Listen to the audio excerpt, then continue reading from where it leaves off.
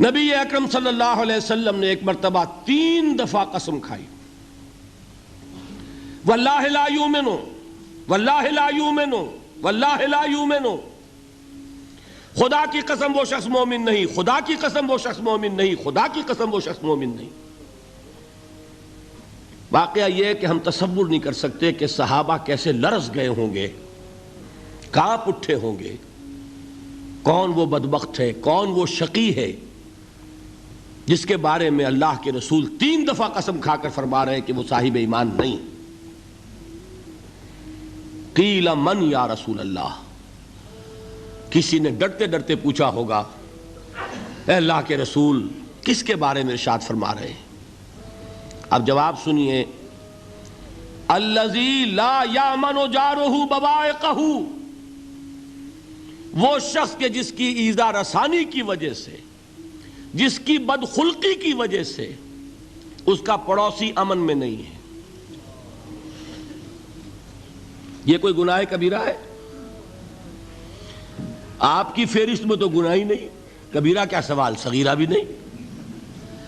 زیادہ آپ یہ کہیں گے کہ ذرا بد اخلاقی ہے، کج خلقی ہے، بس اچھا کردار کا معاملہ نہیں ہے، یہ کہیں گے، گناہ کی فہرست میں نہیں آئے گی بات۔ کبیرہ بہت بڑی شے ہے، لیکن اس پر اللہ کے رسول نے 3 دفعہ قسم کھائی، ایمان نہیں ہے، ہرگز نہیں ہے، خدا کی قسم نہیں۔ اب بتائیے ایمان اور عمل علیحدہ ہو جائیں گے کیا؟ یہ ہے مسئلہ جو امام بخاری کے سر پہ ہے۔ اور سنیے، فرمایا حضرت انس ابن مالک نے، یہ روایت جو میں نے آپ کو ابھی سنائی ہے یہ کوئی ایسی ویسی روایت نہیں ہے، متفق علیہ ہے، بخاری اور مسلم دونوں میں موجود، اس سے اونچا درجہ روایت کا ہے ہی نہیں۔ راوی کون؟ ابو ہریرہ رضی اللہ تعالی، ان کی والدہ لے کر حاضر ہو گئیں، یہ بچہ حضور آپ کی خدمت میں رہے گا، آپ کی خدمت کرے گا، آپ کے پاس رہے گا، ٹھیک ہے۔ وہ حضور کے خادم خاص ہیں، جیسے ذاتی کوئی ہوتا ہے معاملات میں مدد کرنے والا، خدمت کرنے والا، وہ ہیں انس ابن مالک۔ چونکہ ان کا تعارف ہو گیا ہے رضی اللہ تعالیٰ عنہ، تو ایک بات پہلے اور سنا دوں، جو بچہ اپنے اس بچپن سے لے کر 9 برس کی عمر تھی جب آئے حضور کے پاس، انتقال کے وقت عمر کتنی ہوگی؟ 19 برس، 10 برس حضور کی خدمت میں رہے۔ پہلے تو حضور کے اخلاق کی جو گواہی وہ دے رہا ہے وہ اس کی زبان سے سنیے کہ میں 10 برس حضور کی خدمت میں رہا، کسی بات پر ڈانٹنا تو کجا، حضور نے کبھی مجھ سے یہ بھی نہیں فرمایا کہ اے انس تم نے وہ کام کیوں نہیں کیا۔ یہ ہے ایک آقا کی حیثیت سے محمد الرسول اللہ صلی اللہ علیہ وسلم کا اخلاق۔ اگر نہیں کیا خود کر لیا، کوئی ڈانٹ ڈپٹ نہیں۔ حالانکہ بچے ہیں، بچوں کو ویسے بھی ڈانٹ ڈپٹ دیا جاتا ہے، لیکن نہیں۔ اب ان صحابی کی ایک گواہی سنیے، قلما خطبنا رسول اللہ صلی اللہ علیہ وسلم الا قال، فرماتے ہیں کہ شاذ ہی کبھی ایسا ہوا ہوگا کہ حضور نے کبھی خطبہ ارشاد فرمایا ہو اور اس میں یہ الفاظ نہ ہو۔ الفاظ سمجھ رہے؟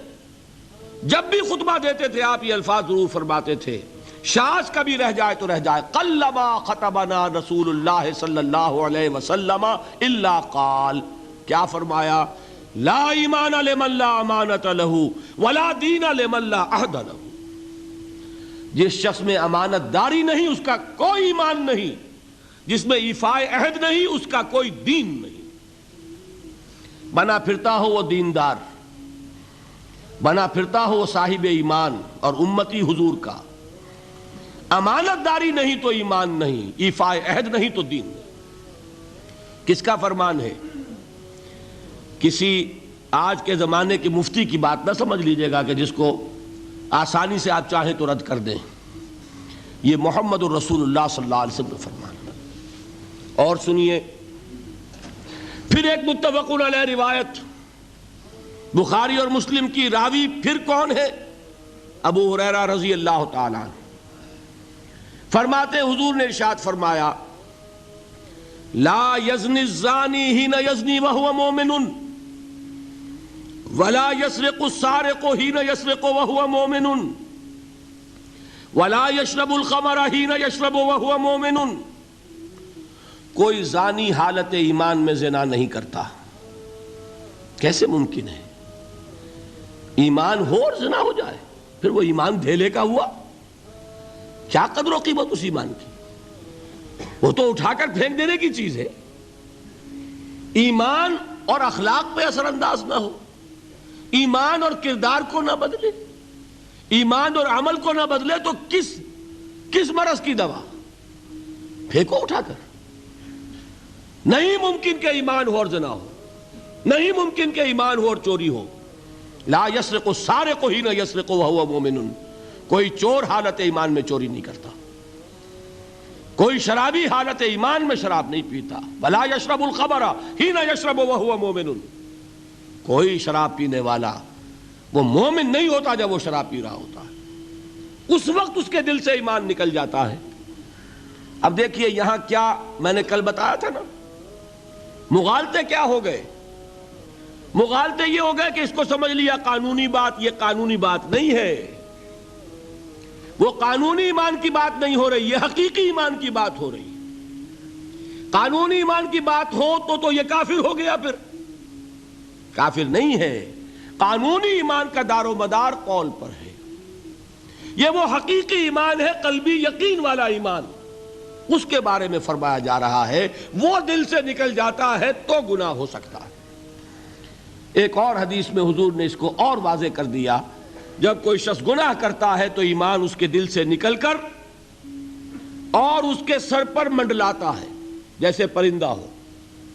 اگر توبہ کرتا ہے تو واپس لوٹ آتا ہے، توبہ نہیں کرتا تو رخصت ہو جاتا ہے. بتائیے کوئی اشتباہ رہ گیا؟ لیکن خدا کے لیے دو انتہاؤں سے اپنے آپ کو بچائیے. ایک انتہا یہ کہ اس حدیث کی بنا پر آپ کافر قرار دے دیں. یہ غلطی کس سے ہوئی؟ کل بتایا تھا بھائی، کس سے؟ خوارج سے. خوارج سے یہی غلطی ہوئی. وہ فارسی کا ایک مصرع ہے کہ مردی و نامردی قدم فاصلہ دارد. یہ باریک جیسے بال کا سا فرق ہوتا ہے لیکن زمین و آسمان کے نتیجے نکل آتے ہیں. انہوں نے ایسی حدیثوں کی بنا پر یہ فیصلہ کر دیا پھر اگر ایمان نہیں ہے تو کافر ہے. کتنا یہ آسانی سے نتیجہ نکل آیا. ایمان نہیں ہے تو کافر ہے. لا ایمان لمن لا امانت لہو. کوئی شخص امانت میں خیانت کرتا ہے تو اس میں ایمان نہیں ہے، ایمان نہیں ہے تو کافر ہے. کافر ہے تو مرتد ہے، مرتد ہے تو واجب القتل ہے. کہاں سے کہاں بات پہنچ گئی؟ بہت بڑی غلطی، بہت بڑی گمراہی. دوسری طرف ایک ہمارے ہاں اور انداز ہے کہ وہ جنت و دوزخ کے فیصلے اور قیامت کے اور آخرت کے فیصلے بھی قانونی اسلام کی بنیاد پر کرتے ہیں. انہیں یہ سمجھ لینا چاہیے یہ قانونی اسلام دنیا میں مفید ہے، آخرت میں وہ یقین والا ایمان ہوگا تو مفید ہوگا. یہ چیز ذہن سے نکل گئی. اور برا نہ مانیے، یہ اہل سنت کے اکثر عوام کے ذہنوں سے یہ بات نکل گئی. وہ یہ سمجھتے ہیں ہمارے پاس سرٹیفکیٹ ہے، ہم مسلمان ہیں، مسلمان ہیں تو صاحب ایمان ہے، صاحب ایمان ہے تو جنت ہم پر واجب اور دوزخ ہم پر حرام. یہ آپ کے دل میں لکھا ہوا ہے کہ نہیں؟ جب دل میں یہ لکھا ہوا ہوگا تو پھر کرو گناہ. کیوں نہ کرو؟ کیوں حرام خوری نہ کرو؟ کیوں رشوتیں نہ لو؟ کیوں بددیانتی نہ کرو؟ جبکہ دوزخ تو آپ پر حرام ہے ہی ہے، آپ کو کوئی چیز نقصان پہنچا ہی نہیں سکتی. یہ مرجیہ کا عقیدہ تھا اصل میں. یہ دوسری انتہا تھی جو آج اہل سنت کے اکثر لوگوں کے دلوں میں بات بیٹھ گئی، عوام کے اندر، جہلا کے اندر. ان دونوں چیزوں سے بچیے. تیسری ایک غلطی کی اہل تشیع نے. انہوں نے کیا غلطی کی؟ ایمان اور اسلام کے فیصلے دنیا میں کرنے لگ گئے. فلاں مومن تھے، باقی سب مسلم ہی تھے اور باقی سب منافق ہی تھے. یہ فیصلہ کرنے کا کسی کو اختیار نہیں. دنیا میں فیصلہ صرف یہ ہوگا کہ کافر تھا یا مسلمان، چھٹی۔ تیسری کیٹیگری آپ طے نہیں کر سکتے، اس لیے کہ قانونی اصطلاحات یہی دو ہیں۔ سمجھ لیجئے ان باتوں کو، مجھے کوئی دھواں دھار تقریر نہیں کرنی، بات سمجھانی ہے۔ دیکھیے، قانونی سطح پر انسانوں کی تقسیمیں ہوں گی صرف دو، یا مسلم یا غیر مسلم، یہ ہے قانونی تقسیم۔ اب جو مسلم ہے وہ مومن بھی ہو سکتا ہے، وہ منافق بھی ہو سکتا ہے، بات سمجھ رہے؟ لیکن منافق کوئی قانونی اینٹی نہیں ہے۔ دنیا میں ہم کسی کو منافق نہیں کہہ سکتے، ہاں حضور کہہ سکتے تھے، حضور کو اللہ نے علم دیا تھا، لیکن حضور نے بھی ایسی پہرے داری کی ہے کہ کسی ایک شخص کے بارے میں بھی نہیں فرمایا کہ یہ منافق ہے۔ یہاں تک کہ جس کے بارے میں علم نشرہ ہو چکا تھا، عبداللہ ابن ابی، اس کی بھی نماز جنازہ پڑھا دی کہ نہیں پڑھا دی؟ نماز جنازہ کافر کی پڑھی جاتی ہے یا مسلمان کی؟ اس کا مطلب ہے عبداللہ ابن ابی کو بھی حضور نے آخری وقت تک مسلمان تسلیم کیا۔ منافق جو بھی ہے وہ اپنے اندر ہے، اللہ کے ہاں جا کر کھلے گا۔ For all legal purposes a منافق is a مسلم، بات سمجھ میں آئی؟ اس لیے کہ لیگل اینٹیٹیز دو ہی ہے، کافر اور مسلم۔ تیسری اینٹیٹی کوئی لیگل نہیں ہے، تیسری کوئی حیثیت قانونی نہیں ہے۔ اب ایک جو مسلم ہے وہ مومن بھی ہو سکتا ہے، منافق بھی ہو سکتا ہے، اس کا فیصلہ کہاں ہوگا؟ اللہ کے ہاں۔